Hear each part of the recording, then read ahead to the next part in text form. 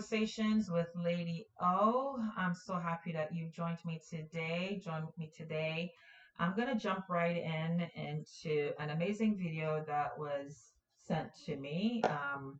It is with our opposition leader, Pierre.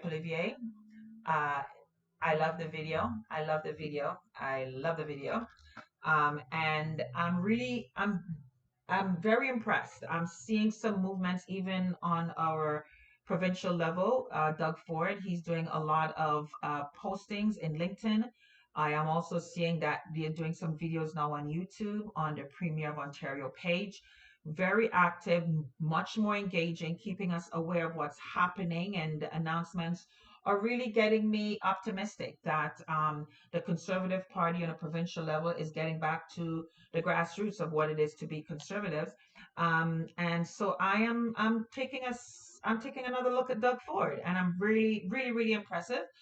It is impressive. I'm very impressed with what I'm seeing. His members are coming out strong, and they're pushing back. And we're also now on a municipal level, 1 week away from Anthony Furey becoming the next councillor of Don Valley West locally. A lot of people tell me, not to push it, not to jinx it. I'm just calling it as it is. If Anthony doesn't win, it is a fraud. That's all I gotta say. It is a fraud. So without further ado, let's start at the top. Let's start at the top with the Conservative Party's video at the top of the hour with Polivier's video. So here we go. And I'm going to do a feedback on it at the end. Okay? All right, here we go. Let me just take myself off. There we go. All right. Imagine this. You wake up one morning and open your phone to look up the new home listings, only to discover something shocking. Everything has doubled. Yet this isn't fiction. It's reality for hundreds of thousands of desperate people looking to be homeowners after 9 years of the NDP Liberals. Rents have doubled. Mortgage payments have doubled. The minimum down payment needed for the average new home has doubled. Double trouble. Under the NDP Liberals, housing costs in Canada have outpaced people's incomes by more than any other G7 country. Let's take a look at what that means. 9 years ago, it would have taken you 25 years to pay off a mortgage. Today, it takes 25 years just to save up for a down payment. 3 out of 5 Canadian renters have completely given up on the dream of home ownership. And 80% of Canadians believe that owning a home is now reserved just for the very rich. In Vancouver, you now need to earn $219,000 just to qualify for a mortgage on an average home, and just shy of $200,000 in Toronto. This is the housing hell that the NDP Liberals have created, and it's not a global problem. It's made in Canada. Look how much I love how he said that. I really like how he said that, because Justin Trudeau has always been saying, oh, it's a global problem. No, it's a made in Canada problem. It's a made in Canada by Justin Trudeau problem. He created this inflation. Listen. much worse things have gotten in this RBC chart. It shows that back in October of 2015, the month when Justin Trudeau won his election, it only took 39% of the average family's income to make payments on the average home. Now, it takes 60%. In Vancouver, it takes 98.6% of the average family's pre-tax income to make payments for the average home. In Toronto, it's 77%. After taxes, there's nothing left over. And speaking of taxes, they're one of the biggest reasons why housing is so expensive in the first place. Let's look at the tax facts. Taxes on new housing accounts for about 30% of the cost of a new home in Ontario and British Columbia. The federal government takes the biggest share, about 39% of the total taxes on a new home built in Ontario goes to the feds. This means that politicians and bureaucrats are making more money on the sale of a new home than are the carpenters and electricians who actually build the homes. No wonder housing is so expensive in this country. And that's absolutely wrong. How is the bureaucrats making more money than the people that's actually making it? Like this needs to be, we need to, it needs a total overhaul. This needs a total overhaul. And you notice every time they bring in a new bill, they create new jobs within the bureaucracy, for another new department, another new assistant to a department, another new secretary for the department, another new branch for the department. They're creating a lot of jobs within the government, but the people on the ground, no, this needs to stop. It absolutely needs to stop. Money should not be made more to the government unless to the people who are actually the ones creating and doing and laboring. It has to stop. One of these taxes that adds so much of the cost to homes is the sales tax. When the GST was introduced back in 1991, the government offered a GST new housing rebate for homes up to $450,000. Back then, 95% of houses qualified at that low threshold. But not anymore. According to Stats Can, the cost of a new home is up 120% since 1991, with most of those increases having happened in the last 9 years of the NDP Liberal government. But the rebate thresholds have not changed from that $450,000 cap. Good luck finding a house for 450 grand today. But it gets worse. Currently, when the federal government charges GST on a new home, they are charging a tax on other taxes already charged by other levels of government. So you're being taxed on top of the tax on the top of the tax. I heard someone that mentioned this to me about paying taxes here in Ontario for something. And then he went to another province and then he had to pay again on the tax that he already paid here, but the purchase was done here. The federal government, and it was not a provincial issue, because when he called the department, it was a federal issue, and he's like, how are you doing that?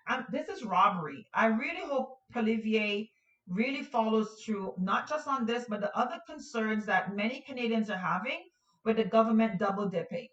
And we're supposed to be smaller government, and that's what I'm really, really, really hoping that I see in Olivier, is that government shrink. And this is why a lot of people don't want Olivier in, because a lot of these government jobs are not going to be there. When you hear that, everybody wants to, protect theirs. But technically, if you're honest about yourself, your job was not there until Justin Trudeau created it with another lie.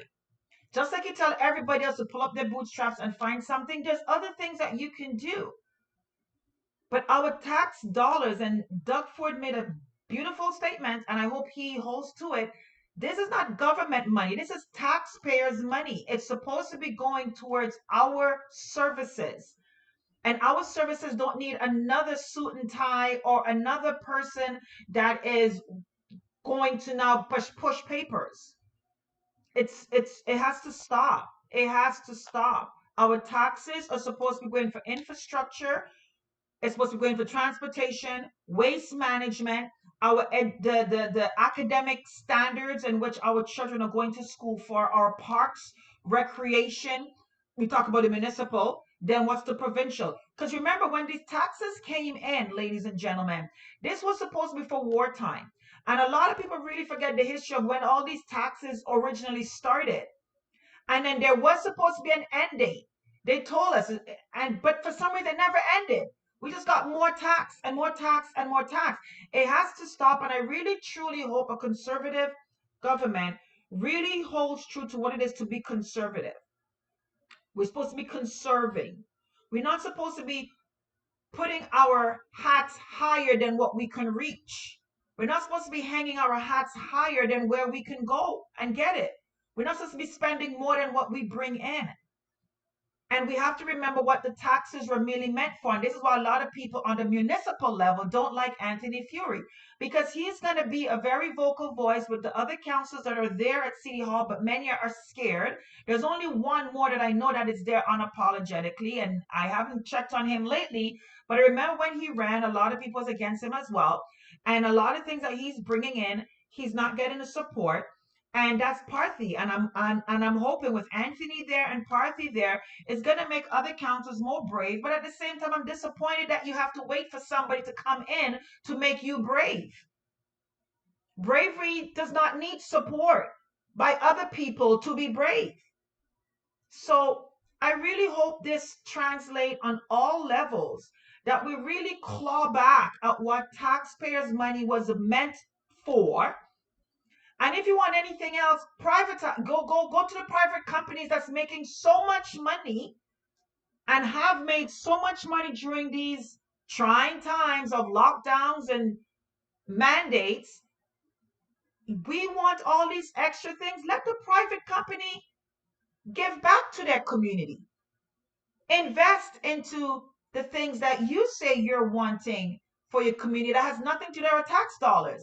They're benefiting from taxpayers shopping, working, and giving them their human resources, and they're making a lot of gains. Their shareholders are bringing in a lot of amazing end of year stats. So put it back into your community. We need to really go into the privatization, and the private companies shouldn't be only available to open their wallet for these social programs that are lying, like the Black Lives Matter movement. All you corporate companies open up your wallets and shove off a lot of millions. And where did it go? Where did it go? So you do have corporate money that you can put back into social programs. So all these social programs that people are wanting on a municipal, provincial, and federal level, the companies can do that. And I'm sure these beautiful conservative governments will give them tax write-off for them reinvesting into social programs that benefit the people that they serve. It is possible because we've seen them fork over a lot of money for social programs that were just a facade. Let's continue. The sales tax was never meant to apply to the essentials of life, like groceries, for example. Yet, you pay it on the most essential thing of all, a home. That's why today Common Sense Conservatives are announcing that we will axe the federal sales tax on all new homes sold for under $1 million. That is right, zero GST on new homes under $1 million. Woohoo! Good news, good news. What else? Here's what it will mean. On an $800,000 home purchase, this conservative tax cut will save you a total of $40,000 or $2,200 a year in mortgage payments. Nice. And I'll push the provinces to match this tax cut by axing their sales tax on the cost of your new home, saving you tens of thousands of dollars more. Good job. Less money for big banks and greedy governments, more money for you and your family. This tax cut on new homes will spark 30,000 extra homes built every single year. You're probably asking, how do we pay for that? Common Sense Conservatives will fund this big tax cut for home buyers by ending failed Liberal housing policies, like their Housing Accelerator Fund, which gives money to big city governments that block housing construction with red tape. The NDP Liberal Housing Ministry even admitted this program doesn't actually build homes. It's also important to understand the Housing Accelerator Fund doesn't go toward the cost of building houses. What? A 2-year-old announcement, $4 billion of tax Housing money. Accelerator How many Fund. completions? The Housing How many Accelerator Fund completions? doesn't actually directly build homes. There's $3 billion left in this program. It should go to home buyers and builders, not to City Hall bureaucrats. You'll also cancel other multi-billion-dollar housing programs that have built no housing whatsoever. And the 30,000 extra homes the tax cut spurs will generate more income tax revenue from the businesses and workers who build the homes. Common Sense Conservatives will axe taxes to build homes. You will have the government's hands out of your pocket and a roof over your head. And we will restore Canada's promise that hard work earns a powerful paycheck that buys affordable food and homes in safe neighborhoods. That's common sense. Let's bring it home.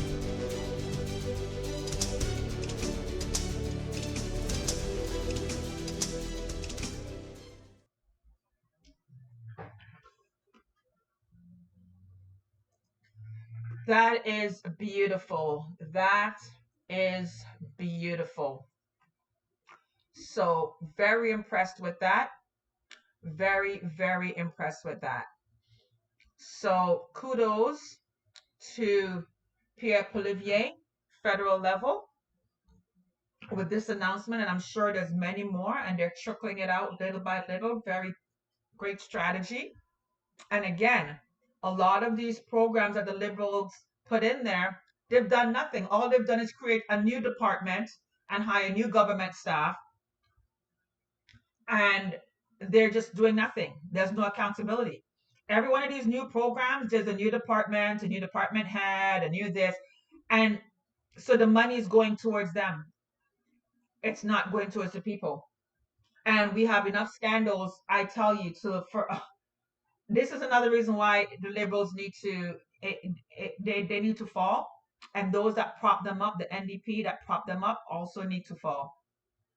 And I really hope that we can also not just clean out the media, but also these law enforcements that felt as if they had no teeth or they had no will. Which one is it? There was no will to enforce the Canadian laws on these liberal ministers, or was there no teeth? So if there's no teeth, we need now to really give these independent, that's supposed to be independent bodies, the muscle for them to bring charges to ministers have um, that have conducting themselves in illegal acts, fraudulent acts, and those who have betrayed their oath, betrayed their country. um like we it's imperative, because so many things the liberal government has been able to get away with. They appoint their own internal investigation, investigating themselves, and they put a special, was it a rapporteur, all these words that they all these there's an inquiry, but it's their people that they're putting at the head of the inquiry. Like, come on, we need true accountability. And these things that has occurred, I really hope that the conservative government would feel and see the need to reopen them, because the Canadian people needs faith in these institutions that we say are here to protect us, but we see that they're only used and weaponized against the citizens, against the people. Look what Justin Trudeau did and Chrystia Freeland did in our bank accounts. It seems that these institutions are only there and weaponized against the people, but it's not there to hold the elected officials accountable. Something has to be done with that. There has been some damage done, Polivier. There has been significant damage done in the trust and the faith that the people have in these institutions. And law enforcement, you are also there. And how do you regain the trust of the people? Because we only see that you come after us when you get the green light from ministers, and these same ministers are doing things that are illegal, and we don't see you there with them. So apart from this, we do need to see some accountability for the wrongs that has been done. And it's important, it's very important to put the faith back into these institutions. And if those we find within that has been enabling, they also need to be found guilty. They need to be resigned, because the institutions that the Canadians rely on, the justice system, law enforcement, elected officials, oaths, all these things that you say, that they have to show that they're of substance. So I'm really happy that Polivier made this announcement. I'm looking forward for it being rolling out. And again, the more I see this, the more I'm saying, you know what? I wonder who is going to be representing Scarborough Guildwood. And I heard that Justin Trudeau, there's a new boundary now. So Scarborough Guildwood is now part of Rouge. And I reached out to the writing president. Actually, he sent me an email by accident, I think it was, and we kind of laughed at it. But I saw it as an opportunity just to revisit that conversation again and see if this is something that I want to step into, because I only step into things that I feel that they're going to be worthwhile in bringing integrity back. And I'm not just going to support anybody because it's important, because we also hear about these, internal squabblings, but also we're hearing in inquiry testimonies of foreign interference. And who is it that's actually there for Canada? So even if we have three candidates that are wanting to be nominated to represent Scarborough Rouge and Guildwood, I don't know if I can trust you. I don't know if you're going to be a woman or a man that's just there to say yes and go along to get along. Or are you really going to be a member of parliament that's going to stand on guard for the quality of life and for the Canadian charter and for the Bill of Rights? Are you going to be that man and woman within the Conservative Party that would hold Pierre Poilievre to task?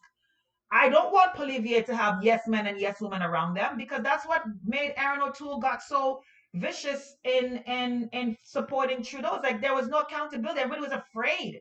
But I'm so happy that we did have men and women in the Conservative Party that said, you know what, enough is enough, and they were willing to risk their career and say, no, Aaron needs to go. And we need to make sure we have those accountable around Poilievre, that we hold our leaders, and they do. And I hope that Poilievre would want to have men and women in his party that would hold him accountable, just in case. Because a good leader want to have people around him that is not easily swayed. And I look for that in anywhere I go with leadership. Do you have the right advisors around you? Do you just have advisors that are just going to go along to get along, and they say yes to anything you say and they're afraid to speak up? That's dangerous. A leader that has people around him that is afraid to speak up is dangerous. A leader that has people around her that are afraid to speak up, that's dangerous. So I am really considering entering into the nomination process to for my writing, because I trust me. I trust me, and I don't know your background. I don't know your track record in regards to being a man or woman of integrity that's willing to sacrifice everything standing on principles. I don't know. And a lot of people say not everybody's like you. So because not everybody's like me, I can't trust that your integrity compass is regulated like mine. And we saw what 2020 did to us and our nation when we had men and women that were more afraid of careers and more afraid of being canceled than standing. And I'm so happy that we had just enough to have pushed back, just enough for it not to be a total demolition of our human rights and having access to it. So, with that being said, I am seriously thinking of it. And this is one of the reasons why I'm doing these podcast episodes, because I want the people of Scarborough Guildwood Rouge to get to know me. And you'll see all my content way before it was popular to be a freedom fighter, way before it was popular to be unapologetic. I was always unapologetic. I was born with that unapologetic bone in my body. That is why a lot of people are not comfortable being around me, because I would see right through your nonsense. And I give you the opportunity and the space to do course correction. When you don't, I will call you out. So the people who are comfortable with me around them are the people who really want accountability around them, because they know I will hold them accountable. And those are the leadership that I look to be around and associate with. People who do not want yes men or yes women or just loyal foot soldiers. They want people who are loyal, yes, but their loyalty is to truth. Their loyalty is to integrity. Their loyalty is not to a man or to a woman, because here go the error. So, and before I go, when Poilievre made the statement about the homes and what people have to go through, I'm going to give you a balance of a residence account. October 4th, 2022. In 2022, October 4th, this was the balance in the checking account of a household that had dependents. It ain't a joke, ladies and gentlemen. That was October 4th, 2022. And in my next video that I'll be doing with Doug Ford announcements, I'm going to show you some more receipts of what the balance was for households in 2024. It's not a joke. After paying rent, car insurance, and for those that don't have cars that are doing Presto, Many of them are applying for discounting, but the discount, instead of paying your full fare, instead of paying I think 330, 360, they're paying 280 or 260. But for some people, they only got 3 cents left. They only got 50 cents left after they paid rent, because rent in Toronto has gone crazy, groceries. And so this is why TTC drivers, I am on you. When technically they've already paid for TTC, because it's taxpayers' money that is subsidizing on a municipal level, that's subsidizing on a provincial level, that's subsidizing on a federal level, and that's taxpayers' money that's going to all those three levels. So when you give what you can, it is to help. But this seeing from TTC operators trying to make a scene and embarrassing people who do not have enough, but they need to get to school because they want to further education, or they want to get to work so that they can continue getting that paycheck and they could pay later or pay next time. You really need to get your operators, especially in Scarborough, on your Markham routes and your 133 and your 95s and your 38s and your 39s, your Finch West, Scarborough, Malvern Division, Birchmount Division. Stop it. Stop it. This is Lady O. Stay in action, faith, and possibility. Walk in and protect your light. Your purpose will find you. Say what you mean and live like you mean what you say.